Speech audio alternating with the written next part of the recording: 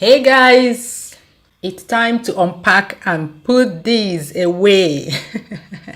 But before we start, let me answer the most asked question in my last video. Wait.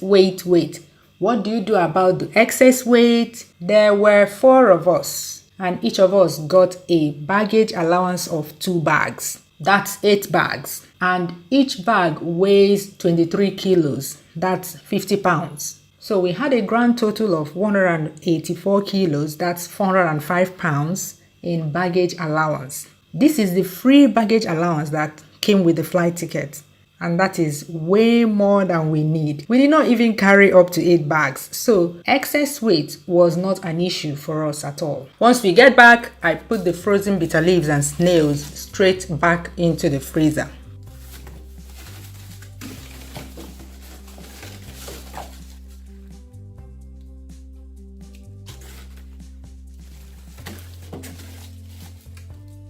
I also put the stuffed fish and dry fish in the freezer. One, that will prevent my home from having a fishy smell within hours. And 2, any weevils in the fish will die off. Let the weevils be suffocating there in the meantime while I sort out every other thing. Later, I'll remove the tapes and repack them. Usually, even before we travel, I make space in my freezer in readiness for when we get back with all these food ingredients that need to be kept in the freezer. I put the crayfish in this food warmer. It does a good job keeping the smell of the crayfish contained.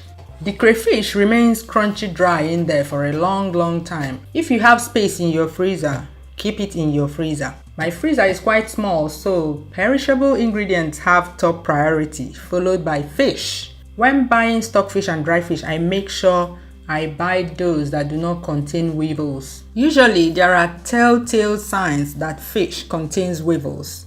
For instance, dust will be flying out when you tap the fish. It will look old and dull instead of shiny. It will have a damp feel to it instead of a bone-dry feel. But you know, one weevil can just sneak in, and when you come home, that one weevil will multiply and destroy everything. I spread the groundnuts like this because you want them to remain dry rather than damp.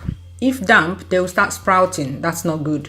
When I want to cook the groundnuts, I soak them in cool water overnight so that the freshness will come back. Then boil as usual. You can see that some of the pears are going bad already.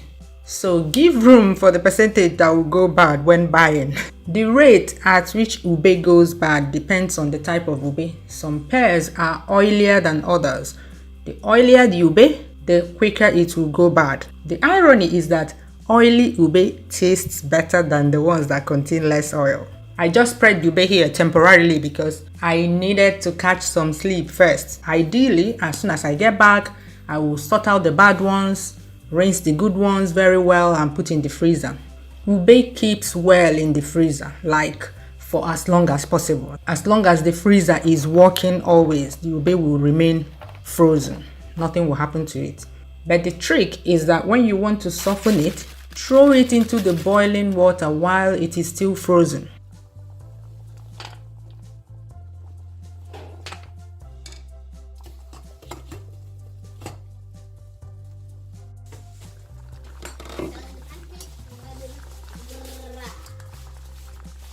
Bring it close, Nana.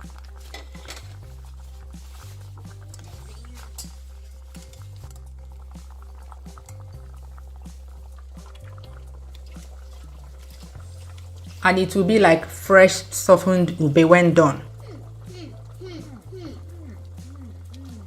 want to bring another crystal plate for the coin. If you leave it to defrost first, it will be like this. Soft like ube lulobo. I'm not sure how to translate that in English. Fermented ube? Yeah, something like that. Next, the fresh vegetables.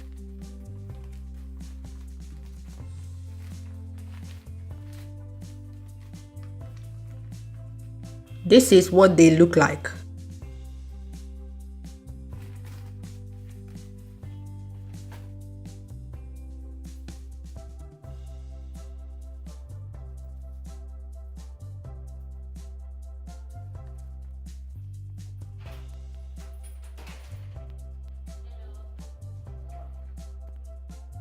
Still quite fresh, no?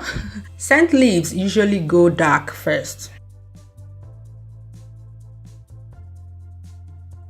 I wash them.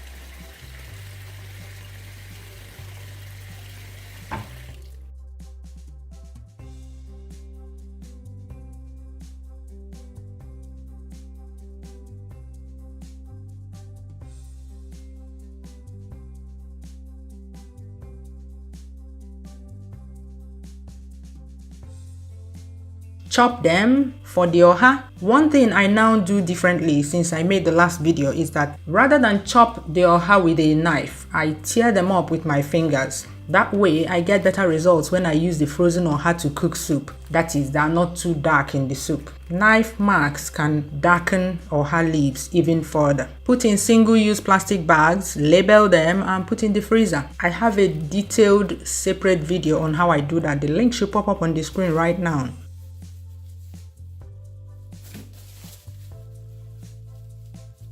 This is what the frozen uziza straight out of the freezer looks like.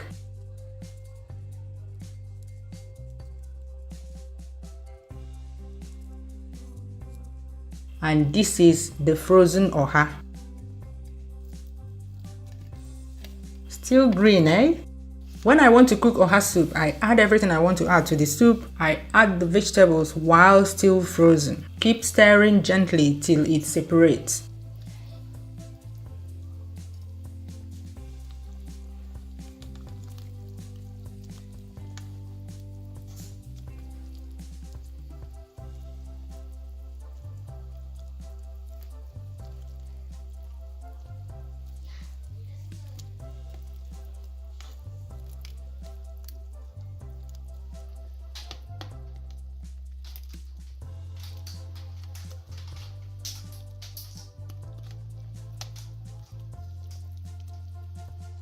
Add boiled meat and fish, stir and take it off the stove immediately and transfer to a cool container. Ozbo.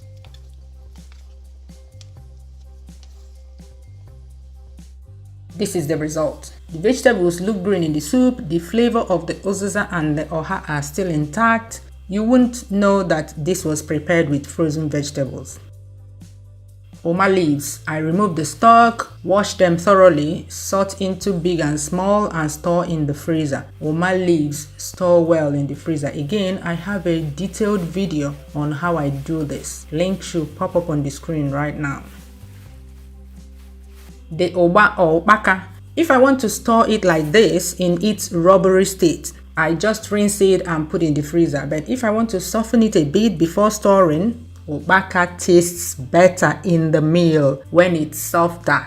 That is a bit fermented, so I always prefer it in that state. So if I want to do that, I put it in a container, cover it, and keep stirring it every day till I get the softness I want. Then I put it in the freezer. Details in the same video I linked to earlier, the preservation of vegetables video. For the yams, if there's space in my freezer, I peel them, cut into cubes, rinse well, put in Ziploc bags and store in my freezer. If no space in my freezer, just like we have now, everywhere is full, I just leave it in my kitchen. It means that we will go on a yam diet till the yam finishes, else they go bad. So over the next few days, everybody will be asking, is it only yam that we're eating in this house?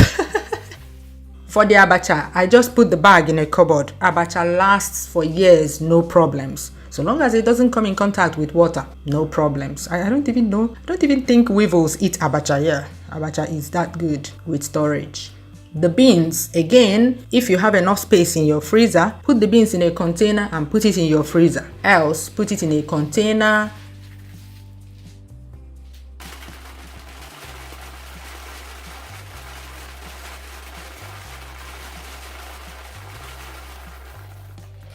Add dry cayenne pepper. I have a detailed video on how to do this. Always click the links that pop up on the screen because you will find them very helpful.